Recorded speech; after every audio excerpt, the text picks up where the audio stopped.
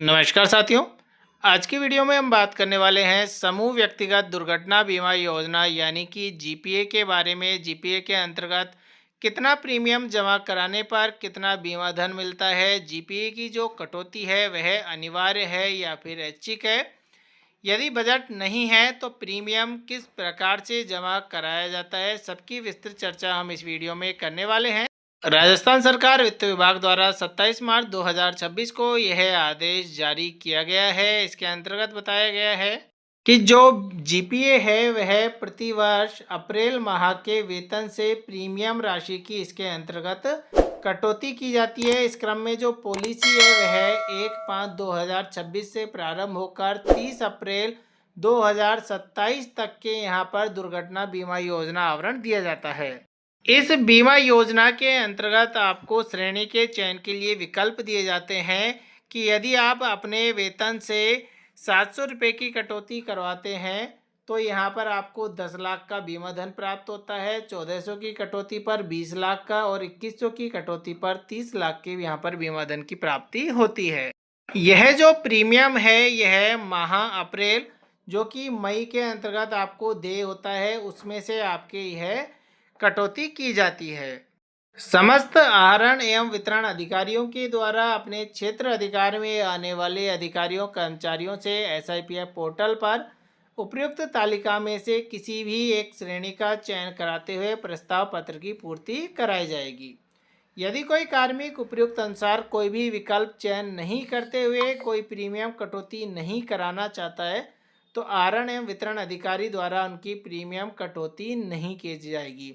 यानी कि यह जो है कटौती है वह अनिवार्य न होकर यहाँ पर ऐच्छिक है। आप चाहें तो कटौती करवा सकते हैं या फिर कटौती नहीं करवा सकते हैं। जिन कार्मिकों के द्वारा गत वर्ष एसआईपीएफ पोर्टल पर ऑनलाइन प्रस्ताव पत्र की पूर्ति की जा चुकी है और वर्तमान में उन्हें न तो नॉमिनी चेंज करना है और न ही उन्हें विकल्प चेंज करना है तो उन्हें प्रस्ताव पत्र भरने की आवश्यकता नहीं है। तो पूर्व के अनुसार ही जो डीडीओ है वह कार्मिक के वेतन से उपयुक्त तालिका के अनुसार प्रीमियम की कटौती किया जाना सुनिश्चित है। यानी कि आप वहाँ पर उसे वापस फॉर्म भरने की आपको आवश्यकता नहीं है जब आप कोई चेंजेस नहीं करना चाहते हैं। तो यदि किसी कार्मिक ने अपने डीडीओ को विकल्प पत्र दे दिया है और विकल्प पत्र देने के बाद में डीडीओ के द्वारा प्रीमियम की कटौती भी कर ली गई है तो वर्ष के दौरान कार्मिक के द्वारा विकल्प में परिवर्तन नहीं करवाया जा सकेगा।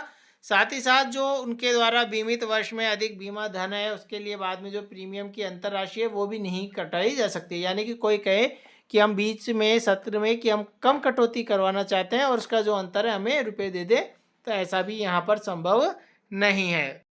नेक्स्ट बात करें हम प्रोबेशन कर्मियों की बात, तो यहाँ पर आप देखेंगे दिनांक 1/5/2026 और उसके बाद राज्य सेवा में जो नियुक्त कार्मिक है वह विभाग की अधिसूचना संख्या 13/3/2006 के अंतर्गत नियुक्त प्रोबेशनर ट्रेनीज पर भी उक्त योजना लागू होगी और श्रेणी संख्या 1 से 3 में से विकल्प लेने की स्थिति में उनके प्रथम वेतन से 2026-27 के लिए देय प्रीमियम की राशि आईआरडीए के नियमानुसार प्रोरेटा आधार पर काटी जाएगी।